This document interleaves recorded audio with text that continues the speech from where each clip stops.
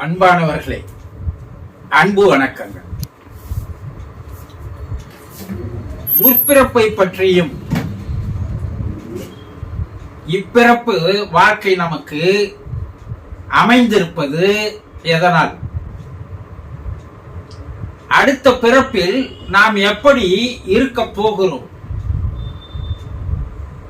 இந்த பிறப்பின் இறப்பின் ரகசியங்களை தெல்லம் தெளிவாக தெரிந்து கொள்ள வேண்டும் என்றால் முதலில் இந்த சேனலை சப்ஸ்கிரைப் செய்து கொள்ளுங்கள். ஒரு நல்ல தெய்வீக வாழ்க்கையை, தெய்வீக மார்க்கத்தை, உயர்நிலை ஆன்மீக வாழ்க்கையை ஒரு ஆத்ம ஞானியாக, ஒரு ஆத்ம ஞானியில் உயர்ந்த நிலையாக ஞானம் பெற்று வாழ என்னுடைய சேனலை தொடர்ந்து பார்த்து வாருங்கள். நாள்தோறும் இதுவரை நீங்கள் தெரிந்து கொள்ளாத, படித்திராத, கேள்விப்பட்டிராத, தெரிந்து கொள்ள வேண்டிய முக்கியமான விஷயங்களை நான் உங்களுக்கு தெரியப்படுத்துகிறேன். தொடர்ந்து என்னோடு வாருங்கள். இப்பிறப்பிலேயே நல்ல ஒரு புனிதமான மனிதர்களாக, தெய்வீக மனிதனாக, மற்றவர்கள் போற்றத்தக்க வகையிலே, புகழத்தக்க வகையிலே, பாராட்டும் வகையிலே, வணங்குகின்ற வகையிலே ஒரு வாழ்க்கையை வாழலாமா? முடியுமா? நிச்சயமாக உங்களால் முடியும். மனம் இருந்தால் மார்க்கம் உண்டு. ஒரு நல்ல சந்தர்ப்பம், வாய்ப்பு, சூழ்நிலை உங்களுக்கு கிடைத்திருக்கிறது என்பதை புரிந்து கொள்ளுங்கள். இன்று நாம் என்ன பார்க்க போகிறோம் என்றால், ஒரு அன்பர் ஒரு கேள்வி கேட்டிருக்கிறார். குருஜி, ஆயுள் முடிவதற்கு முன்பாகவே இறந்து போகிறார்களே, அவர்களுடைய ஆன்மா எந்த நிலையில் இருக்கும்? தெளிவாக கூறுங்களேன் என்று ஒரு கேள்வி கேட்டிருக்கிறார். இறைவன் மனிதர்களை படைக்கும் போதே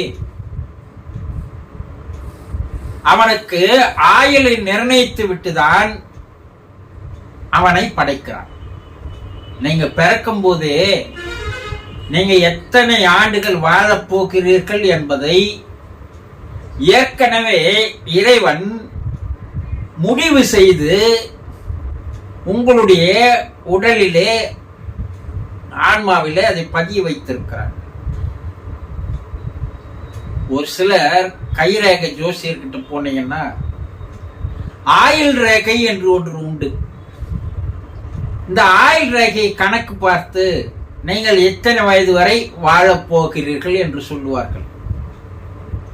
ஆனால் அதன்படி நடக்கிறதா என்றால் கிடையாது. சரி, நீங்க ஜாதகம் பார்ப்பவர்களாக இருந்தால் உங்களுடைய ஜாதக புத்தகத்திலே கடைசி பக்கத்தில் உங்களுடைய ஆயுள் எவ்வளவு என்று குறித்திருப்பார்கள் ஜோதிடர்கள். அதன்படி நடக்கிறதா என்றால் கிடையாது. மனிதர்கள் எல்லாம் முடிவு செய்ய முடியாது. ஒரு மனிதனுடைய ஆயுளை முடிவு செய்பவன் இறைவன். அப்ப அந்த ஆயுள் முடிவதற்கு முன்னால் இறந்து போகிறவர்கள் யார்? விபத்தில் அடிபட்டு அகால மரணம் அடைபவர்கள், கொலை செய்யப்படுபவர்கள், தற்கொலை செய்து கொள்பவர்கள், வெள்ளத்தில் அடித்து செல்பவர்கள், நெருப்பு விபத்தில் மாட்டிக்கொள்பவர்கள், இப்படி எதிர்பாராத பூகம்பத்தில், வெள்ளத்தில், இயற்கை சீற்றங்களில் மாட்டிக்கொள்பவர்கள் கூட ஆயுள் முடிவதற்கு முன்னாலேயே இறந்து போகிறார்கள். மேலும் இறைவன் ஒருவனுக்கு இவ்வளவுதான் ஆயுள் என்று கொடுத்திருக்கிறான்.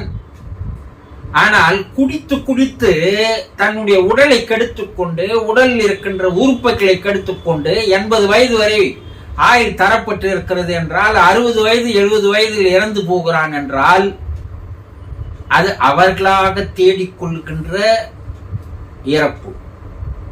இதுவும் ஆயுள் முடிவதற்கு முன்னால் இறக்கின்ற இறப்பு தான். இப்படி இறக்கின்ற அந்த ஆன்மாக்கள் இருக்கிறதே, அது இந்த பூ உலகை விட்டு மேலே செல்ல முடியாது. எந்த இடத்தில் அவர்களுடைய அகால மரணங்கள் நடந்ததோ, எந்த இடத்தில் அவர்கள் கொலை செய்யப்பட்டார்களோ, எந்த இடத்தில் அவர்கள் தற்கொலை செய்து கொண்டார்களோ, எந்த இடத்தில் இயற்கை சீற்றங்களால் அவர்கள் இறந்து போனார்களோ,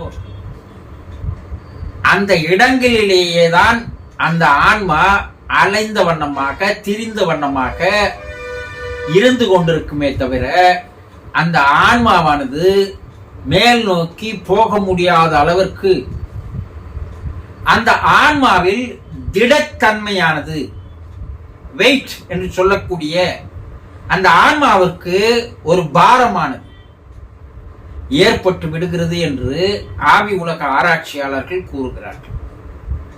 இந்த திடத்தன்மை இருப்பதால் அந்த ஆன்மாவானது, ஆவியானது மேலுலகம் செல்ல முடியாதபடி அந்த இடங்களிலேயே அது அலைந்து திரிந்த வண்ணமாக இருக்கிறது.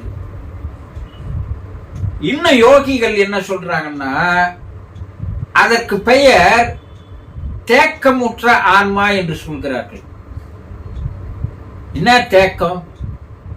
அந்த ஆன்மாவானது ஒரு குறிப்பிட்ட இடத்தை விட்டு வெளியே செல்ல முடியாதபடி அந்த வட்டத்திற்குள்ளேயே அந்த ஆன்மா இருந்து கொண்டிருக்குமே தவிர அந்த வட்டத்தை விட்டு அந்த ஆன்மாவானது வெளியே போகாது. ஒரு குளம் இருக்குன்னா அந்த குளத்துல தண்ணி தேங்கி இருக்குதுன்னா அந்த தண்ணீரானது அந்த குளத்திலேயே தான் இருக்குமே தவிர வெளியே போக முடியாது. அதுபோல அந்த ஆன்மா எந்த இடத்தில் அந்த விபத்துக்கள் நடந்ததோ அதே இடத்தில் தான் ஒரு குறிப்பிட்ட தூரத்திற்கு வட்டத்திற்குள் அந்த ஆன்மா அந்த இடத்திலேயே அலைந்து திரிந்த வண்ணமாக இருக்கும். அதனால் இதற்கு தேக்கமுற்ற ஆன்மா என்று சொல்கிறார்கள்.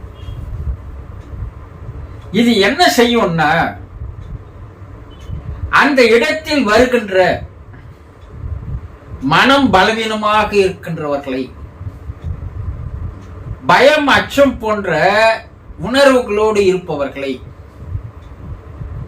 அந்த ஆன்மாவானது பிடித்துக் கொள்ளும், கேப்சர் பண்ணிடும். அவர்களுடைய உடலிலே அந்த ஆன்மா புகுந்து விடும்.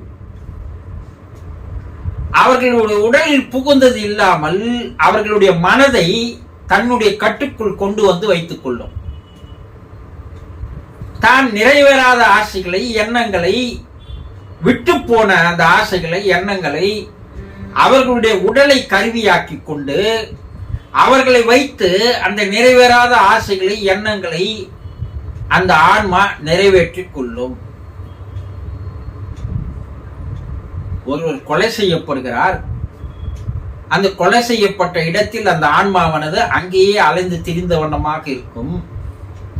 அந்த இடத்தில் வருகின்ற மனம் பலவீனமானவர்களை பிடித்துக் கொண்டு அவர்களுடைய உடலில் இந்த ஆன்மா உள்ளே புகுந்து கொண்டு தன்னை யார் கொலை செய்தார்களோ அவர்களை பழி வாங்குவதற்கு அவர்களுடைய உடலையும் மனதையும் கருவியாக்கி கொண்டு கொலை செய்தவர்களை ஏதாவது ஒரு வகையில் அது பழி வாங்கியே தீரும். இப்ப கொலை செய்தவன்லாம் ஜெயிலில் தானே இருக்கிறான். ஒரு குறிப்பிட்ட காலம் வரைக்கும் அவர்கள் இருக்கலாம்.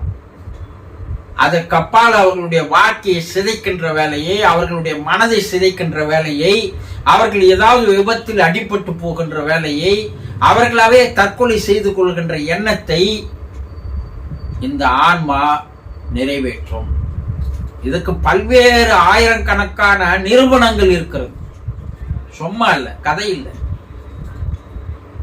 அப்போ அந்த ஆன்மா 80 வயது வரை அதற்கு ஆயுள் இருக்கிறது என்றால் 60 வயதில் அது அந்த இடத்தில் விபத்தில் இறந்து போயிடுது, துர்மரணமாக மாறிவிட்டது என்றால் மீதி 20 ஆண்டுகள் அந்த இடத்தில் தான் இருக்கும். அதனுடைய ஆயுள் முடிகிற வரைக்கும் இறைவன் அதற்கு 80 வயது தந்திருக்கிறான். 60 வயதுல இவன் எதிர்பாராத விதமாக இறந்து விட்டான். அப்போ மீதி 20 வயது அதே இடத்தில் தான் அது அலைந்து வந்தவன் திரிந்த வண்ணமாக இருந்து கொண்டிருக்கும். ஒண்ணு. இரண்டாவது, தன்னுடைய குடும்பத்தாரை பல வகையில் துன்புறுத்துகின்ற வேலையை இந்த ஆன்மா செய்யும். ஏன்னா இது குடும்பத்தார் மீது அக்கறை வைத்துதானே வாழ்ந்து வந்தது, அன்பு வைத்திருந்தது, பாசம் வைத்திருந்தது, அவர்களை பார்த்து வந்தது, அவர்களுக்கு சம்பாதித்து அவர்களை காப்பாற்றி வந்தது, அவர்களுக்கு சொத்து சுகத்தை தந்தது, எல்லாம் செய்தது. ஆனா விபத்தில் இறந்தவுடன் இவர்கள் என்ன நினைக்கிறார்கள்? குடும்பத்தார்கள் அந்த ஆன்மாவின் மீது பாசமோ அன்போ அக்கறையோ காட்டுவதில்லை. என்ன பண்றதுங்க, ஆக்சிடென்ட்ல இறந்துட்டாரு, நம்ம என்ன பண்ண முடியும்? இதுதான் எல்லாம் பொதுவா பேசுவீங்க இல்லையா? நீங்க பேசலாம், ஆனா அந்த ஆன்மா அதை தாங்குமா? தாங்காது. அது தன்னுடைய குடும்பத்தாரை பழி தீர்ப்பதற்காக விரோத மனப்பான்மையோடு பல்வேறு செயல்களை, குடும்பத்தார்களுக்கு தீங்கு செய்கிற வேலைகளை செய்து வருகிறது என்பதையும் கண்டுபிடித்திருக்கிறார்கள். அந்த குடும்பத்தாருக்கு நிம்மதி இருக்காது, அவர்களுக்கு அமைதி இருக்காது. ஏதாவது ஒரு வகையில் அவர்கள் உடல் நலத்திலோ மனநலத்திலோ பொருளாதார வசதியிலோ பாதிக்கப்பட்டு கொண்டே இருப்பார்கள். அதற்கு காரணம் இந்த ஆன்மாதான். அப்போ இவ்வாறு துர்மரணம் அடைகின்ற ஆன்மாக்கள்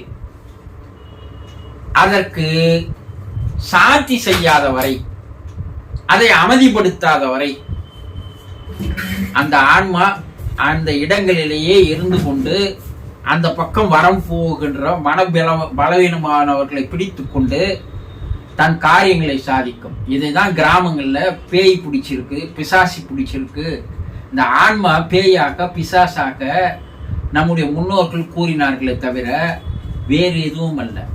பேய் இருக்குதா, பிசாசி இருக்குதா? மற்றொரு ஆன்மா ஒரு உடலில் புகுந்து கொள்வதற்கு பெயர் தான் பேய் பிசாசு தவிர வேறு கற்பனை கதைகள் அல்ல. இது உண்மை சம்பவங்கள். இதையெல்லாம் சரியாக தெரிந்து கொண்டால் அந்த ஆன்மாவை சாந்திப்படுத்தி அதை மேல்நிலைக்கு அனுப்புவதற்கு சில பரிகாரங்கள் உண்டு, வழிமுறைகள் உண்டு. அதையும் நம்முடைய முன்னோர்கள் தந்து சென்று இருக்கிறார்கள். அதை செய்துட்டீங்கன்னா அந்த குடும்பத்தில் இருப்பவர்கள் பாதிப்பில் இருந்து விடுபடுவார்கள். அந்த ஆன்மாவும் அடுத்த பிறப்பை நோக்கி அது ஆவி உலகத்திற்கு செல்லும். அதை அனுப்பாத வரை பல பிரச்சனைகளை தந்து கொண்டுதான் இருக்கும். புரிந்து கொண்டீர்களா? சந்தோஷம்.